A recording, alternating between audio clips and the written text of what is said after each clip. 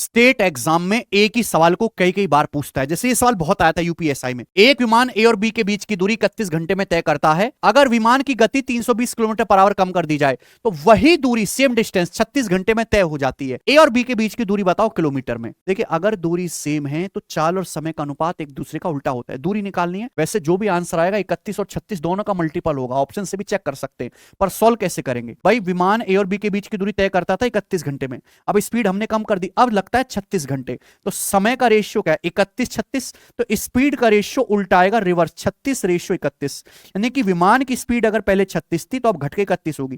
विमान की speed 5 unit कम होगी, जबकि सवाल कह रहा है कि विमान की स्पीड 320 किलोमीटर पर आवर कम हो जाती है। तो 5 की वैल्यू 320 है, यानी कि 64 गुना, 64 टाइम्स। तो आप कहीं से भी सॉल्व कर लो, चाहे पहले से चाहे दूसरे केस से, है ना। ये 5 की वैल्यू 320 है, 64 गुना, तो 36 की वैल्यू कितनी आ जाएगी?